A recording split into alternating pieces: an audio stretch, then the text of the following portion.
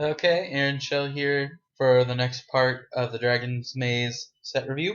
Here we have Morgue Burst, 6 mana to return a creature card from your graveyard to your hand and deal damage to a creature or player equal to the power of that creature card. So this is actually pretty similar to a previous card, Dread Return. I believe it was in Woadwake, and that card was fringe playable. The only thing that this has going for it instead is it deals damage to players. It's just really expensive to get creatures back. However, the format is slow enough that this could be a finisher. Like I could see like imagine getting back a 7 cost or something that has huge power and killing them with it. Just I would only ever play one, and I would be very hesitant to play it at that. Next is Nivik Cyclops. It's a defender for 1/4 for 3. However, it can be a 4/4 unblock, 4/4 that can attack as though it didn't have defender when you cast an instant or sorcery spell. So this is obviously good. And is it's kind of got this like defender defender thing going for it. Um, excuse me. I mean, it's good. I don't know if it's good in multiples, however, because then you're just so dependent upon instants and sorceries, and you never want to run that many instants or sorceries in a limited deck. So maybe one is fine. However, multiples probably will end up being dead later in the game, but it's okay. It lets is it do what is it wants to do. Next is Notion Thief, or as I like to say, Sphinx's Revelation Hate number 2. If an opponent would draw a card, except the first one they draw, instead that player skips it and you draw that many cards. And it has flash. I mean, it's a reasonable body. It's I don't know. I don't think it's that good in limited. 3 power for 1 toughness trades with like their 1 or 2 drop, so you usually trade down. However, in constructed, it might see play in sideboard as like Esper mirrors. Probably not. I mean, it lets you get down a threat on your turn, but Esper's already so controlly with like the drown yards that they probably don't want something like this, even though it is Sphinx's Revelation Hate. Okay, next card is Obsidian's Aid. This is actually a card I think is going to be pretty good in constructed. I don't know if it'll actually see play because Unburial Rites is just more powerful than this.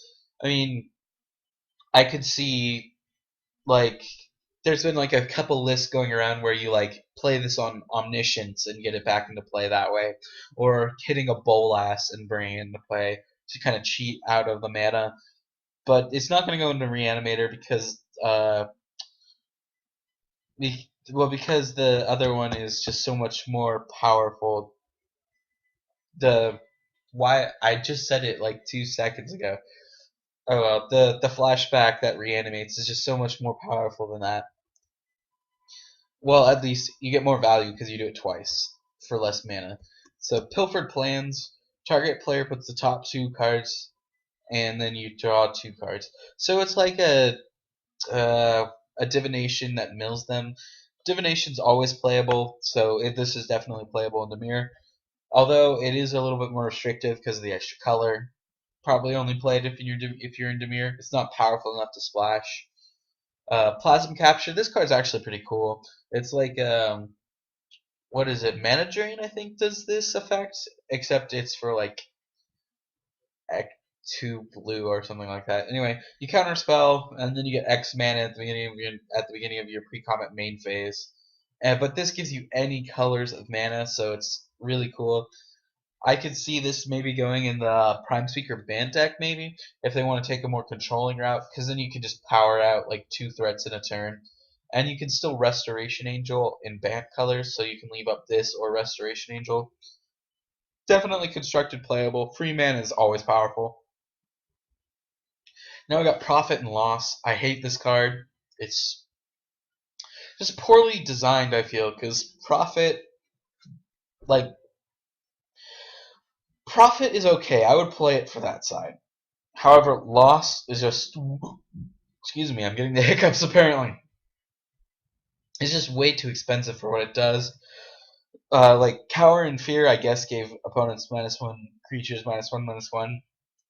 It's just not that powerful of an effect in this because they have such high toughness. Like most of the toughnesses are higher than 2 or 3. And if you cast it together, you get a Zealous Persecution for 5 mana. It's just not that good, in my opinion. Now we have Progenitor Mimic. This card's actually really cool. So you get a copy of a creature on the battlefield, and it puts tokens into play for it. It's a bomb. It's constructed playable. Just the ability to just keep making things if they don't have an answer for it is really powerful. Enough to say about that. Profit, Protect and Serve is okay. I mean, it's a decent combat trick. At least Protect is. It's like a worse show of valor. So these things are always good because you could save 2 creatures in a combat, so you could get 2 for 1. You make one of your guys really big, and you make one of their guys small. So it could be a 2 for 1. I would definitely see where it could be played. Putrefy. This card is amazing. Always good. It just has so versatile. You can hit an artifact creature, and it hits regenerate.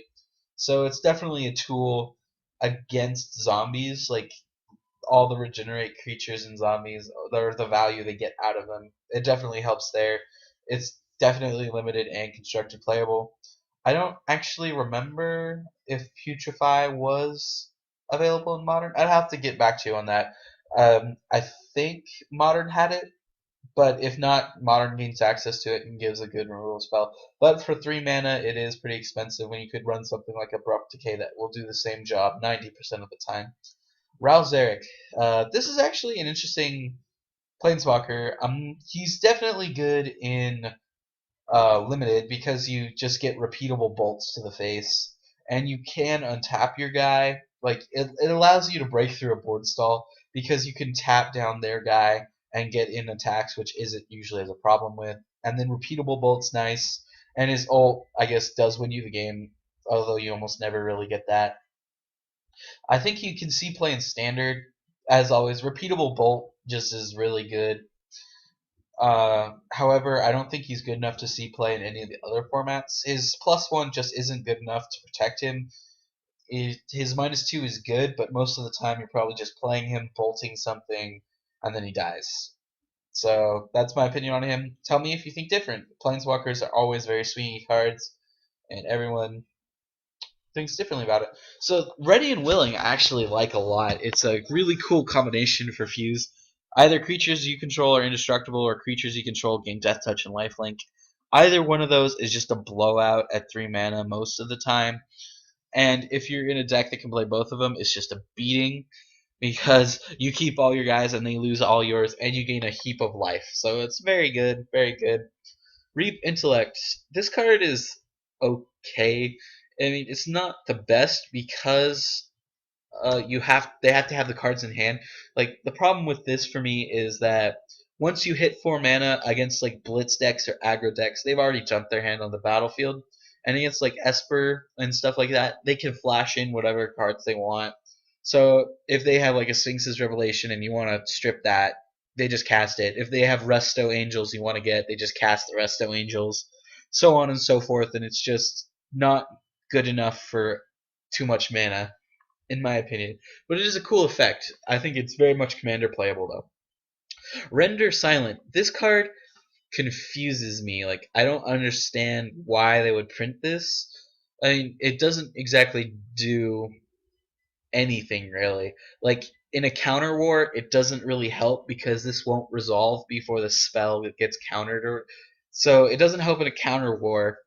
Most of the time you only cast one spell in a turn anyway in limited, or even in standard most of the time you're only casting 1 or 2 spells.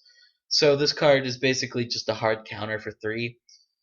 The only thing it does do well against is the red green aggro decks because you can counter the first uh,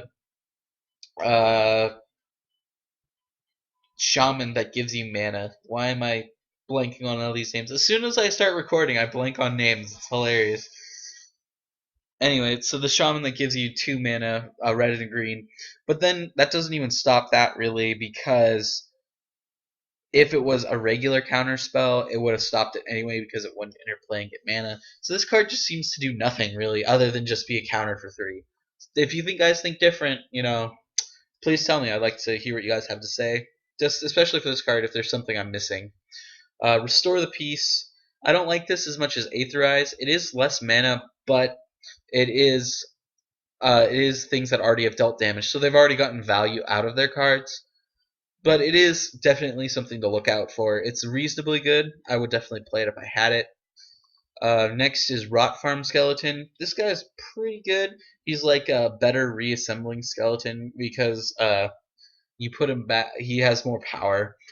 And the only thing I would be worried about with this guy is accidentally milling yourself out, because you can only probably get like 2 or 3 activations off of him before you mill yourself out.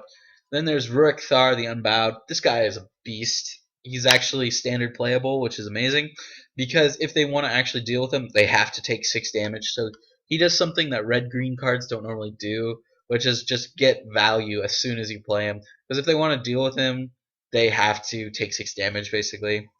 Other examples of things that do similar stuff is like Thragtusk. Thragtusk is amazing because you get value when you drop him and when he leaves play. So I'm not saying he's on Thragtusk level. He's very good.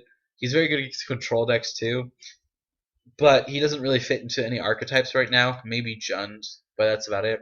Savageborn Hydra. They're really starting to push the power level of these Hydras. Like way back, like Primordial Hydra is good, and this is just better. It has double strike, and you can put more counters on it. So it's good. Late game it's good. Early game is good because you can put counters on it. It's a mana sink late in the game. This card's good. Play it. End of story. Scrap Clan Giant. This card's okay. It's basically a kill spell because it fights a creature opponent controls. I don't like that it's at random, but I guess that's Red's flavor. And being a 4/5, it can most of the time get them. So play it. It's pretty good. Showstopper. This is a card that I don't personally like, but it's definitely powerful because it gives your aggro decks a ton of reach. So as soon as you swing all out and they finally stabilize, you attack them with all your creatures, and they block, trying to get rid of as many as they can. And then you play this, and you deal like 6 damage. You clear their board, and you can win with like 1 or 2 creatures. So it's okay. I don't like that it can't hit players, so that has a huge hamper on it. But it's okay. I would only play one if I were to actually play this card because it just doesn't do enough in my opinion.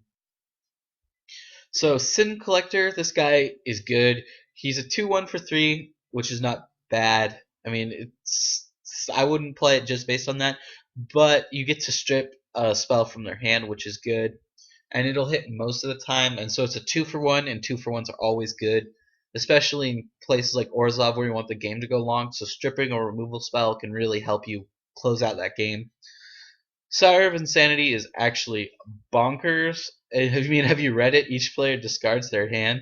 So it's basically like a giant FU to control decks because they're going to have to dump all their Sphinx's Revelations and all those cards into the graveyard when this guy resolves and hits the end step. And by that point, if you're like an aggro-ish or even a Jundish deck, you've probably played most of your cards. So if this guy resolves, you're most likely winning. So this guy's just awesome. I think he definitely has potential for constructed play. Species Gorger. I don't really like this card. Like, it's a repeatable evolve trigger, which is very good. But there's not that many enter the battlefield effects, I feel, in this set so far that I've seen. So if there were enter the battlefield effects, he'd be a lot stronger. I mean, he's definitely playable just because he's a 6/6 for 5. And he gives you repeatable evolve triggers. But other than that, he's just okay. Spike Jester, a 3/1 haste. This is a lot like the guys from Shards, the 3/1 trample, except it just trades really easily. I mean, it's good in a Rakdos aggro deck. What else can you say? It's good, more or less. It'll trade early, but it should be able to get at least 3 damage in, especially if you're on the play. So the last one I want to talk about is Tajik, Blade of the Legion. He's actually pretty cool. I wish he costed 3 or was like a 3/2 and got +4/+5. I mean, if you're attacking with him, I feel like you're already winning, so it's kind of a win more effect. But he blocks for days, and his ability is all upsides. So, he's pretty good. So I will see you guys in the next episode. Apparently, I have to do one more to finish it. I apologize, guys. So I will see you then. Laters.